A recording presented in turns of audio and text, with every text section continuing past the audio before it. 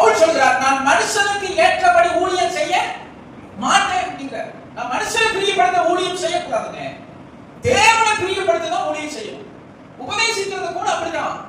தேவனுக்குரிய வேலை என்ன சொல்லுதோ அதைத்தான் பிரசவம் பண்ணணும், உபதேசிக்கணும். அப்போஸ்தலர் அதுக்குள்ள போன நிறைய போனா. இன்னைக்கு விசுவாசிகளே தங்களுக்கு ஏற்ற போதகரை தேடுகிறார்கள். வசனம் சொல்லுது, தங்களுக்கு ஏற்ற கடிந்து கொள்ளாத அன்பா ஐக்கியமா எதையும் கண்டுக்காம போற ஊழியக்காரர்களை இன்னைக்கு ஜனங்கள் தேடுகிறார்கள். நீ ஊழியக்காரரை தேடலாம், ஆனா பரலோகத்தை தேட முடியாது. அல்லேலூயா. பரலோகத்தை தேடணும்னா தேவனுடைய உபதேசத்துல நிலைத்திருக்கணும். அப்ப தேவனுடைய உபதேசத்துல நிலைத்திருக்கணும்னா தேவனுடைய உபதேசத்தை கற்றுக் கொடுக்கிற ஊழியர்களா இருக்கணும். அல்லேலூயா சொல்லுங்க. மார்க் 1:7, மத்தேயு 28:20. மார்க் 1:7 வாசிங்க. வேகமா வேகமா பலதம்பி போதும் வேகமா. மார்க் 1:7. அவன் என்னிலும் வல்லவர் ஒருவர் எனக்கு பின் வருகிறார்.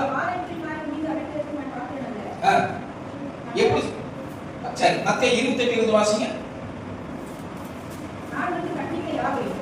மத்தேயு 28:20. நான் உங்களுக்கு கற்பித்த யாவையும் அவர்கள் கைக்கொள்ளும்படி என்ன பண்ணுங்க? கைக்கொள்ளும்படி என்ன பண்ணுங்க?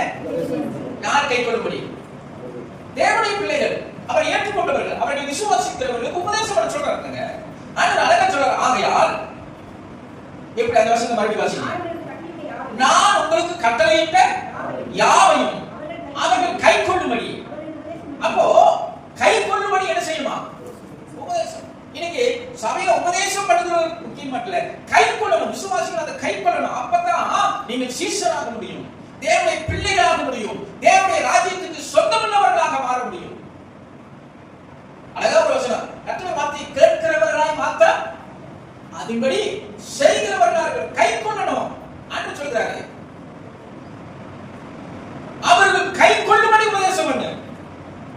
இது ஊழியக்காரர்களுக்கு, சீஷர்களுக்கு ஆண்டவர் சொல்கிறார், நான் உங்களுக்கு கட்டளையிட்ட யாவையும் அவர்கள் கைக்கொள்ளும்படி நீ அவர்களுக்கு என்ன செய்ய? உபதேசம் பண்ணுங்கள். அல்லேலூயா. அப்போஸ்தலர் புத்தகம் 5ஆம் அதிகாரம் 42வது வசனம். அப்போஸ்தலர் 5:42. வேகமா போலாமா? ஒரு 3 வசனம். அப்போஸ்தலர் 5:42. தினந்தோறும் தேவாலயத்திலையும் வீடுகளிலேயும் எப்படி உபதேசம் பண்ணி? இடைவிடாம உபதேசம் பண்ணி. வாரத்துக்கு ஒரு நாள் உபதேசம் பண்ணதே நமக்கு கஷ்டமா இருக்கு. இங்க பைபிள் சொல்றது எப்படி உபதேசம் பண்ணிருக்காங்களா? சத்தமா சொல்லுங்க. இடைவிடாமல் உபதேசம்.